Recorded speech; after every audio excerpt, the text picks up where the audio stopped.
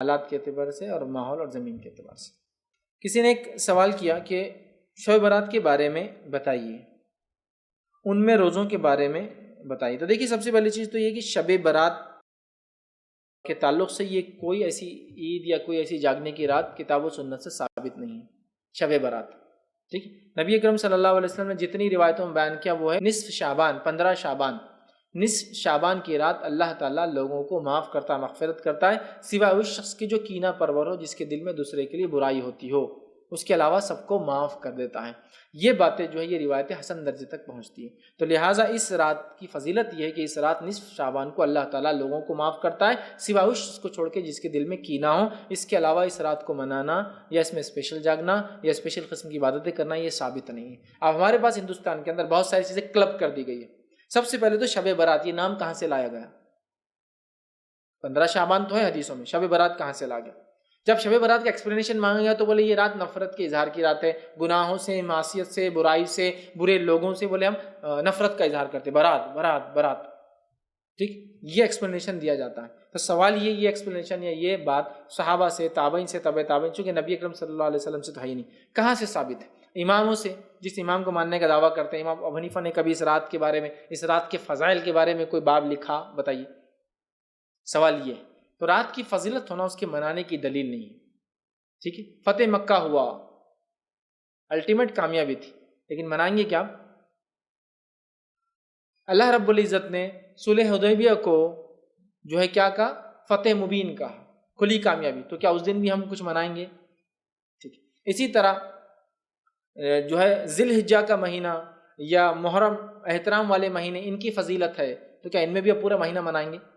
4 مہینے فضیلت والے، ان میں بھی 10 ذی الحجہ کی، 9 کی اور 10 کی کیا فضیلت ہم سب جانتے ہیں، تو کیا اب ان کو منائیں گے؟ ٹھیک ہے، 10 کو تو عید ہے، وہ تو عیدین تو کوئی مسئلہ ہی نہیں، عید الفطر، عید الاضحیٰ، اس کو تو چھوڑ ہی دیجیے، تو کیا اب 9 کو بھی منائیں گے آپ؟ سوال یہ ہے۔ تو فضیلت ہونا منانے کی دلیل نہیں ہوتی، لہٰذا اس رات کی یہ فضیلت روایت نہیں ملتی 15 شعبان کی۔ اس کے علاوہ جتنی بھی روایتیں وہ من مانی، من گڑھت، بہت ساری جھوٹی ہیں۔ جیسے کہ ایک روایت آتی ہے جو اس رات کو نصف شعبان کو جاگے، دوسرے روز کا روزہ رکھے، مطلب صبح جو ہوتی ہے، مطلب اسی دن کا روزہ، صبح جو ہوتی ہے روزہ رکھے، اس کے 120 سال کے گناہ معاف ہوتے ہیں۔ یہ روایت موضوع ہے، ٹھیک ہے۔ تو لہٰذا اس کے تعلق سے بہت ساری موضوع اور من گھڑت روایتیں ہیں۔ تو لہٰذا نصف شعبان کو اللہ لوگوں کو معاف کرتا ہے، لیکن اس کو منانا، جاگنا، 100 رکعتیں پڑھنا، قیام اللیل اسپیشل اس رات میں کرنا، اس کے بعد جو ہے سورہ اخلاص والی نماز ہے وہ 11 بار، 7 بار، اور سورہ یاسین کو مغرب کے 7 بار پڑھنا، پھر 2 گانے بول کے نماز 6 رکعت پڑھتے ہیں، 2 رکعت برکت کے لیے، 2 رکعت روزی کے لیے، 2 رکعت عمر میں برکت کے لیے، اور پتہ نہیں 2 رکعت اور کیا رہتی ہے، 2 گانے کی نماز بہرحال 6 رکعت پڑھی جاتی ہے، 7 بار یاسین یا 11 بار پڑھا جاتا ہے، رات میں 100 رکعت پڑھی جاتی ہے، اس 100 رکعت کے اندر اس کے اندر پتہ نہیں کیا کیا، 11 بار خل اور 3 بار پتہ نہیں کیا کیا پڑھا جاتا ہے۔ پھر اس کے بعد اس میں قضائے عمری بول کے نماز پڑھی جاتی ہے۔ پھر اس رات میں بعد نماز مغرب کھانے بنا کر فاتحہ دی جاتی ہے۔ پھر اس رات میں یہ مانا جاتا ہے کہ مردے پرول پر، چھٹی پر آتے ہیں، مطلب وہ جیل میں گئے چھوڑتے ہیں تھوڑی دیر کے لیے، تو مردے پرول چھٹی پر آتے ہیں، مردوں کی عید ہوتی ہے، مغرب سے چھٹی ملتی ہے تو فجر تک بیچاروں کو چھٹی ملتی ہے۔ اس رات ایک جھاڑ لگا ہوا ہے آسمان میں، اس کو فرشتے خوب ہلاتے ہیں، جس کے پتے گر گئے اس کا دنیا سے پتا اس سال کٹ ہونے والا ہے، جس کے پتے باقی ہے وہ یہ سال جینے والے ہیں۔ اس کے بعد اس رات روحیں گھر میں بذات خود آتی ہے مختلف شکلوں میں، لہٰذا خوشبو لگائی جاتی ہے، اچھے لباس اور کپڑے پہنے جاتے ہیں، تیار ہوا جاتا ہے، مردوں کی پسندیدہ کھانے اور چیزیں بنائی جاتی ہیں، لوگ مردوں کا بہرحال میتوں کا انتظار کرتے ہیں فجر تک۔ پھر فجر میں مردے چونکہ واپس جاتے ہیں تو ان کو چھوڑنے ہمارے لوگ بھی ان روحوں کو چھوڑنے قبرستان جاتے ہیں، تاکہ جو رات میں چھوٹے تھے مغرب سے فجر میں بہرحال اپنے اپنے جگہ جا رہے ہیں۔ حالانکہ عقل دیکھا جائے تو روحوں کی بات ہو رہی ہے، وہ وہاں جو ہے میت کو دفنایا جاتا ہے، روحیں کہیں اور جمع ہیں برزخ میں، لیکن بہرحال پھر قبرستان میں پھول وغیرہ چڑھائے جاتے ہیں۔ اس کے علاوہ بھی ہر علاقے کے ان گنت نئے نئے عقیدے وہ سارے چلتے ہیں۔ اب اگر کوئی اس کے بارے میں بولے تو پھر وہی شروع ہو جاتا ہے، یہ ایسا ہے، وہ ثابت ہے، وہ حدیث ہے، وہ روایت ہے۔ تم نام سے ہی ثابت کرنا شروع کرو، پہلے یہ کہاں سے ثابت ہے، پھر وہ اعمال ثابت کرو کہاں سے ثابت ہے، خاص جاگنا ثابت کرو کہاں سے ثابت ہے، پھر ہم مانیں گے باقی ساری چیزیں۔ سمجھ رہا؟ تو لوگوں کا عجیب و غریب مزاج، نہیں کر لیے تو کیا ہوا، یہ بھی ضروری جواب دینا، کر لیے تو کیا ہوا؟ ٹھیک ہے، آپ میرے دکان پہ آئے، موبائل 100 روپے کا 150 میں بیچ دیے تو کیا ہوا؟ دے دو نا ایکسٹرا 50 روپے، کیا جا رہا تمہارا، کیا ہوا؟ ارے بھائی کیوں دو لیکن میں چیز کا، جبکہ یہ پروڈکٹ 100 روپیز کا ہوتا ہے نا، کیا ہوا؟ یہ تو خیر ایک مثال دے رہا ہوں میں، لیکن دین میں کیا ہوا جو آپ سوال کریں نا یہ انتہائی درجے سے گھٹیا سوال ہے، یہ کوشچن ہی غلط ہے. کیا ہوا کیا ہوا، چونکہ کیا ہوا کے چکر میں پورا دین کو بدل دیے، اور اب بولنا پڑا دیندار لوگوں کو یہ دین کے ساتھ کیا ہوا.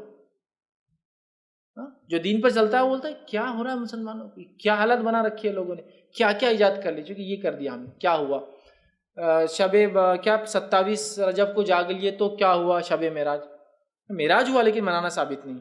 15 شعبان کو جاگ لیے تو کیا ہوا، فضیلت ہے لیکن جاگنا یہ عبادت ہے اور یہ مردوں کی عید اور یہ فلاں چیز ثابت نہیں. اچھا اب تو نیا بھی آ گیا، بولے قرآن سے ثابت ہے یہ رات، اس رات میں بولے قرآن اترا، اس رات قرآن اترا. اچھا بولے وہ انا انزلنا فی لیلۃ القدر، تو بولے دونوں بار اترا، وہاں بھی اترا بولے یہاں بھی اترا.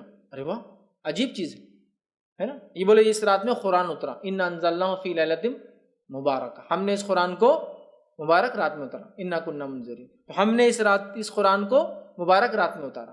تو بولے 15 کو بھی اترا اور شب قدر میں بھی اترا. اب ثابت کرو تو وہ کچھ نہیں، لیکن دلیل دینا، چونکہ اب لوگ بول رہے ہیں دلیل تو قرآن بولتے آدمی بولتا ہے قرآن سے آ گیا تو ثابت ہو گیا. سمجھ رہا؟ عجیب اور غریب چیزیں ایجاد کی گئی ہے. کوئی یہ رات قرآن سے ثابت نہیں ہے. وہ جو لیلۃ المبارکہ ہے وہ مبارک رات کب آتی ہے؟ رمضان میں، اور اس کا نام کیا ہے؟ شب قدر. یہاں کا ان انزلناہ فی لیلۃ القدر، مطلب رات قدر والی، قدر و منزلت والی ہے. ان انزلناہ فی لیلۃ مبارکہ، سورہ دخان میں کہا ہم نے ایک مبارک رات میں اتارا، اور تیسری جگہ کہا شہر رمضان الذی انزل فیہ القرآن، رمضان کے مہینے میں قرآن کو اتارا. تو قرآن اترا رمضان میں، رات تھی مبارک اور نام تھا قدر. سمجھ رہا؟ تو بہرحال نہ قرآن سے ثابت ہے. اچھا لیلۃ مبارکہ ثابت ہے تو تم برات کیوں بولتے ہو؟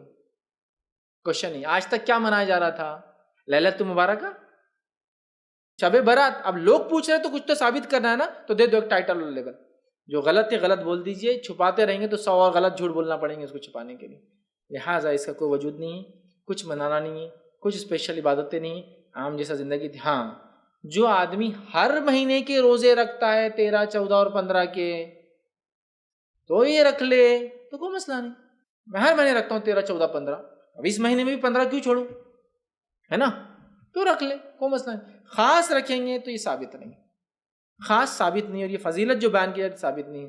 لہٰذا جس رات کی بنیادی ثابت نہیں ہے، باقی ساری چیزیں میں سمجھتا ہوں بتانے کی ضرورت نہیں. اس میں میرا تفصیلی عنوان ہے شب برات کی حقیقت اور ہماری بدعتیں، آپ ضرور اس کو دیکھیں. 15 شعبان کو جو شب برات منائی جاتی، اس کی حقیقت یا یہ بدعت ہے، ایسے نام سے میرا لیکچرز ہے، آپ ضرور دیکھیں. اس میں میں نے بہت تفصیل میں ان تمام چیزوں کی، اور لوگ جو دلیل دیتے ہیں اس کا رد بہرحال تمام چیزیں میں نے پیش کی ہے اس کے اندر.